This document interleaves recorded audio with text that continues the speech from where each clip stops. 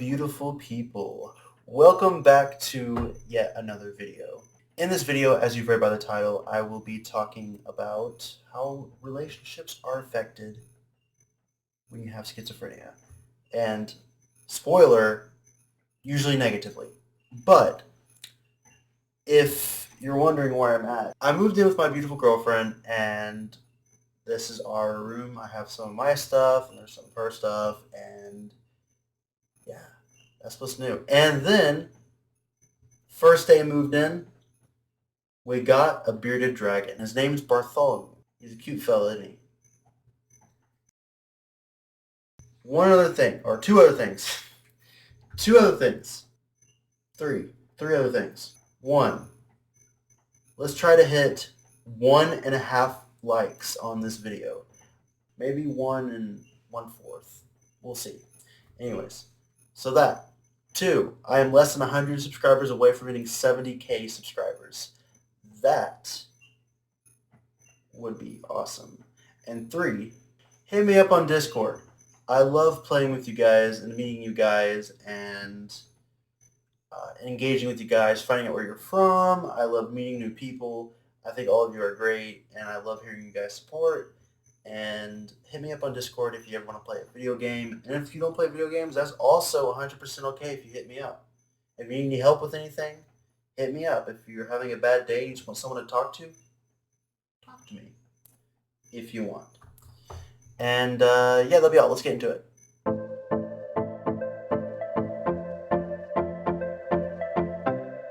So the day I got diagnosed, I actually didn't know I had schizophrenia or got the diagnosis until I left the building. We were there for 4 hours, and I did things like IQ tests. I still haven't read the paper that states what my IQ is because I refuse to read it because I know it won't be good enough for me.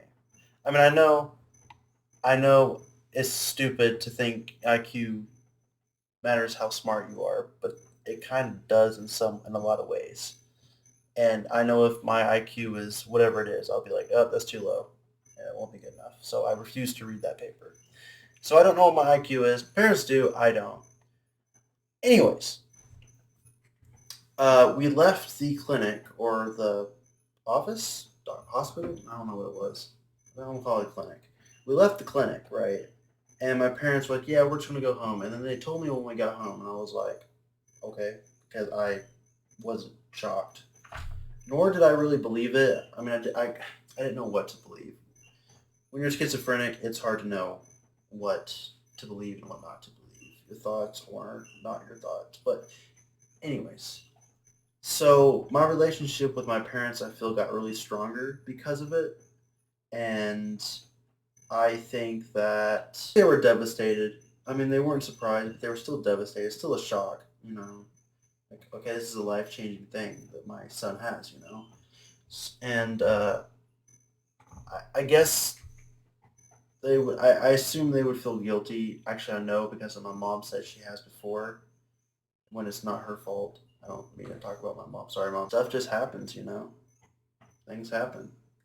You're dealt with certain cards of life, and you gotta stick with what you got. You gotta play with what you got. You know, it's not like Magic the Gathering where you can just mulligan and draw a new hand if you don't like it. I'm such a nerd. What the hell? I do. I did get a lot of support from them. They always were there for me. I could talk to them about anything, like literally anything, and they're always there for me. They always want to help me and see me be the best version of me.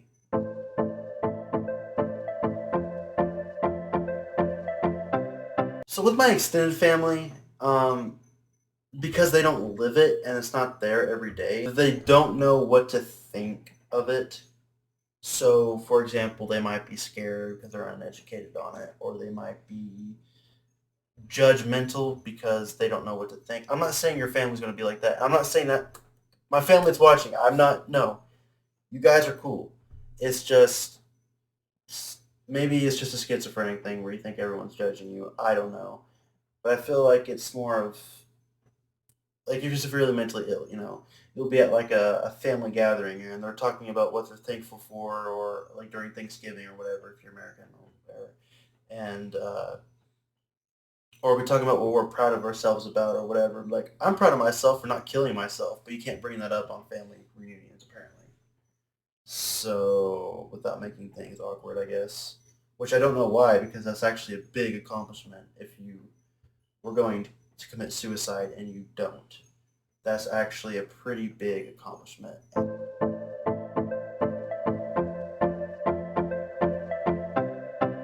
So friends, probably one of the worst things. Hard to make. It's extraordinarily hard to make friends uh, when you're schizophrenic. It is really hard. Even with depression, it's hard to make friends. But when you're schizophrenic, I mean, relationships are just messed up. I mean, it's hard to keep friends if you do make friends because it can be fine when you're sane and then you have a psychotic break and then it's like, okay, I'm not going to talk to this guy again. Or they don't know how to help because they don't want to educate themselves. Um, it's good when people are understanding, and I want people to know that I'm most of the time, like it's a very small amount. Like I think it's like 90% of schizophrenics aren't even dangerous or something along those lines. I mean, yes, there's the other 10%, but we're more of a danger. We're more of a danger to ourselves than we are anyone else. Uh, I believe that's the statistic. I'm not entirely sure on that. Don't quote me on that. But I know it's a really high number. And like I said, people will still judge. It's just going to be a thing, and it's just a fact of life. People are going to judge you for everything. And you shouldn't be worried about people judging you because people are going to do it anyways. I'd say be who you want to be, you know? I mean, I know that sounds cheesy and cliche, but it's true. Like, as the people say, you only have one life. Make the best of it, you know? I mean, unless your religion says you have more than one life, then that's different. Whatever. Whatever. Point is, this is now, and you can always better yourself. Always do something to make yourself better, I would say set goals. Something small, like I'm going to get up 30 minutes earlier, or I'm going to take a shower, or I would say like I'm gonna take a shower in 5 minutes, but then I get sidetracked, so I'm gonna take a shower now, or I'm going to study for 5 more minutes, or I'm going to clean my room, or I'm going to make my bed, or I'm going to create something, I'm going to help someone, I'm going to help myself, do something that benefits me or benefits someone else, you know. Just because you're doing something that helps you doesn't make you selfish. I mean, if you do it all the time, that's a different story, and for bad reasons. But it's not selfish to help yourself. And I know that's hard to understand for a lot of people. Like, oh, well, you know, you say it's for mental health and you put it before you, like, no, like, it's a real thing. If you think a situation is too stressful and you don't want to be there, then don't. I mean, I know there's going to be a lot of people who will take advantage of that. Like, if they don't want to go somewhere, they'll be like, I'm not going to go there. Or if they want to do something, they go, I don't want to do that. So I'm just going to blame it on my depression or something like that. And I think, I mean, there's no way to stop it, and it's hard to tell. So it's kind of a gray area on what do you do in that situation. But like I said, always try to better yourself.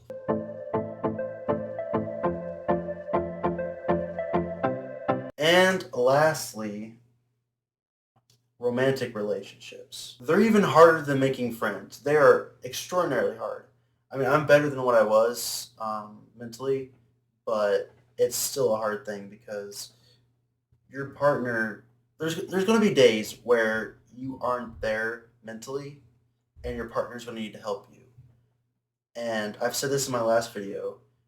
It's a bad thing if your partner is severely mentally ill or also schizophrenic and you date them or get in a relationship with them, like a romantic relationship, because that negativity and psychosis and psychotic thoughts delusions, you feed off that and you don't help each other because you're both just get into that. Even with depression, it can be like that. So it's very good to find someone who's healthy. I mean, I know there's exceptions and I know love is love, but just be careful, be careful in who you get with if you're schizophrenic.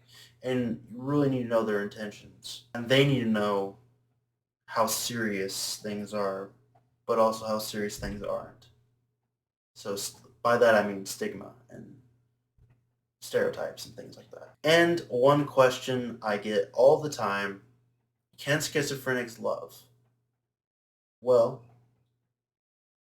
to answer that question bluntly, yes, schizophrenics can love. Uh, I love my parents, my girlfriend, I love,